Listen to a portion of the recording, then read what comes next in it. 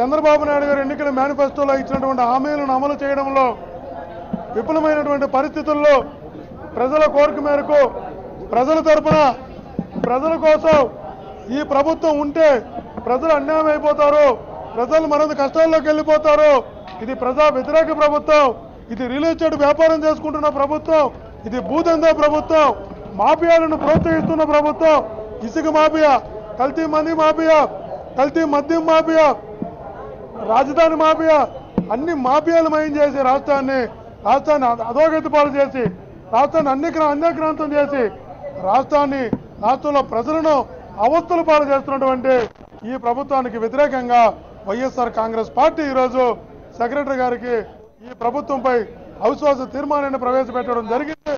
ఈ అవిశ్వాస తీర్మానంపై ఖచ్చితంగా చర్చ జరుగుతుంది.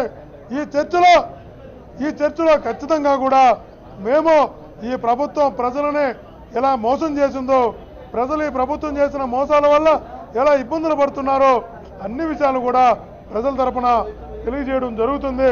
ఖచ్చితంగా చెప్తున్న ఒక్క నిమిషం కూడా ఈ ప్రభుత్వానికి అధికారంలో కొనసాగే అర్హత లేదు. వేలాది కోట్ల రూపాయలు రకరకాల అవినీతిలో సంపాదించి ఈ డబ్బులను ఎక్కడ పెట్టుకోవాలో తెలియక ఎలా దాచుకోవాలో అర్థం కాక చివరికి పక్క పార్టీ ఎమ్మెల్యేలను ప్రలోభపెట్టి 20 కోట్లు 30 కోట్లు ఒకటోసారి 10 కోట్లు రెండోసారి 15 కోట్లు మూడోసారి 20 కోట్లు అంటూ వేలంలో పాడుకుంటున్నారు. ఇదంతా ప్రజలంతా కూడా గమనిస్తున్నారు. కాబట్టి ఈ ప్రభుత్వం చేస్తున్నటువంటి అవినీతికి వ్యతిరేకంగా, ఈ ప్రభుత్వం చేస్తున్నటువంటి ప్రజా వ్యతిరేక పాలనకు వ్యతిరేకంగా ప్రజల తరపున అవిశ్వాసాన్ని ప్రవేశపెట్టాం. ఈ అవిశ్వాస ప్రవేశంలోనూ ఆ పార్టీలోకి వెళ్ళినటువంటి మా పార్టీలో గెలిచిన శాసనసభ్యులు ఎలా నిలుస్తారో, ఏ పార్టీకి ఎవరికి ఓటు వేస్తారో అది కూడా చేస్తాం.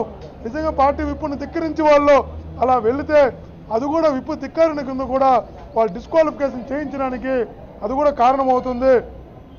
కాబట్టి ఈ అవిశ్వాస తీర్మానం ఈరోజు ప్రవేశపెట్టడం జరిగింది.